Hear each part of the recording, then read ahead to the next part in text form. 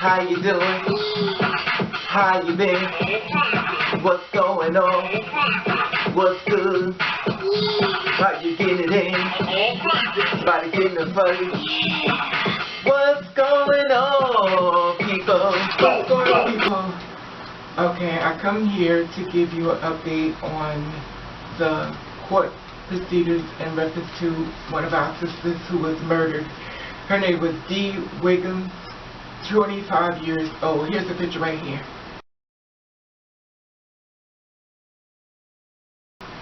Okay. Now, in case you don't remember, she was murdered inside the Best Western Hotel in Mississippi.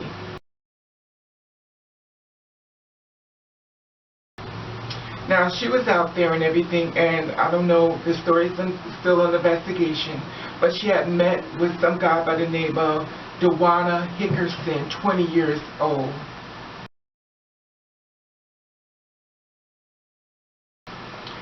Now, he's a Navy seaman in training, and the lawyers wanted to dismiss the case and stuff because I guess they're trying to get him, well, of course they're trying to get him off. And the thing about it is that new things have come to surface as far as, you know, the investigation being done, and he stabbed her 119 times. Now, when he had drove over to the Best Western Hotel, he had, you know, took her, they both went to the room and stuff, and the surveillance camera saw them. Just give you a rough draft in case you forgot. The surveillance camera saw them going inside the room, you know, caught images of them. And when he went in, he had on one shirt. When he came out, he had on a different shirt. And he also had a bag that belonged to Dee Whigham. Now, once he got downstairs and stuff, the surveillance camera caught him trying to leave inside of a white truck like this.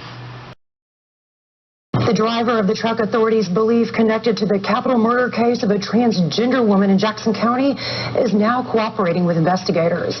Last week, the Jackson County Sheriff's Department asked for the public's assistance in locating the truck that murder suspect Dwanya Hickerson was in the night of the crime. Hickerson has been charged with capital murder for last week's stabbing death and robbery of 25-year-old Dee Whigham. No word yet on the connection between the driver and Hickerson at this time. Okay, so as you see, they're on the prowl. They were looking for him to try to find out who he was and stuff, and of course they found him.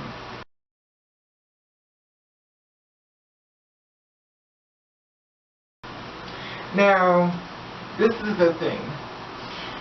They found him and everything, and she was stabbed 119 times. Her throat was slashed 3 times. Now, they're trying to make this a capital murder in justice of court. And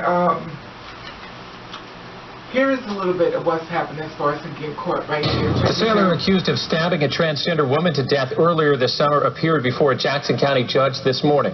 Jackson County Detective Leo Allen took the stand detailing what investigators say happened between 20-year-old Dwanya Hickerson and 25-year-old Dee Whigham in St. Martin hotel room on July 23rd. Allen says autopsy results determined Whigham was stabbed 119 times and there were 3 slash wounds to her throat. Allen says Best Western surveillance video shows Hickerson, the suspect, and Whigham walking into the hotel room together. 23 minutes later, Hickerson is shown leaving the room carrying items from inside, such as a coach bag. The knife authorities believe Hickerson used was found on a Biloxi beach days later. Evidence will now be presented to a grand jury.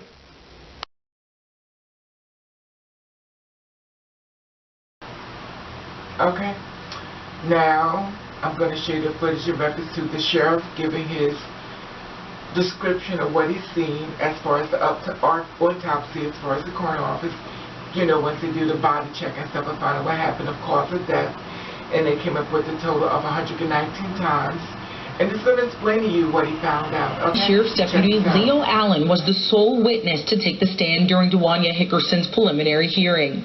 He says autopsy results show that Whigham was stabbed 119 times, mostly to her face, and her throat was slashed 3 times. Allen says the murder weapon was a 10-inch fixed blade Gerber knife. Allen says surveillance video taken at the Best Western Hotel in St. Martin shows Hickerson and Whigham walking into the hotel room together around 8:30 p.m. Allen told the court that about 23 minutes later, Hickerson is seen leaving the room alone, as seen on this footage. Allen says at 9:45, Whigham's friends returned to the hotel and immediately called 911. He says Hickerson took a Coach bag belonging to Whigham, as well as her cell phone and a few personal items. He says authorities found those items on the beach not far from Keesler Air Force Base, and that they found Hickerson's bloody clothes in a dumpster not far from his barracks on base. They have sent the items to the crime lab for testing. Allen says investigators are still trying to determine the relationship between Hickerson and Whigham. Okay. Wow. So rest in peace, my sister Dee. You know, and the thing about it is that he's 20 years old and he's cooperating. Since all evidence has been basically brought to the forefront, and you know, he took the bag and everything and threw it to us, because I guess once he got finished with it, he did what he needed to do and stuff like that. They found his bloody clothes and stuff, and you know, all the evidence and all the clues and everything is there, and basically want to try to find out how did they know each other, did they just meet each other, did they bump into each other, was they text messaging each other, was it like a planned thing as far as getting to know each other. You know, they really don't know. So that's underneath the investigation, if he keeps cooperating and really tell the truth. You know, and this happened on a Saturday night, you know, and the surveillance came a quarter mile, you know, 8:30, 35 p.m., you know, this was going in, you know. It happened on July the 23rd of this year. So like I said before, rest in peace, and I don't want to make this video long because it's just overwhelming, and I don't want to say too much and stuff, but, you know, like I said before, just be careful, people out here, you know, and, you know, just be careful, and, you know, like I said before, a lot of times people don't understand our story or our journey or what we're going through, and everybody feels as though it's always something or someone that they don't know. And the thing about it is that we get murdered by people that do know. And I'm not saying it as far as this case and stuff, because I'm sure it's unraveling. But, I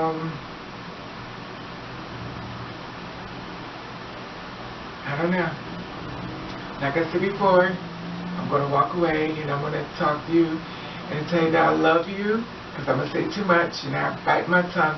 I'm almost swallowing it.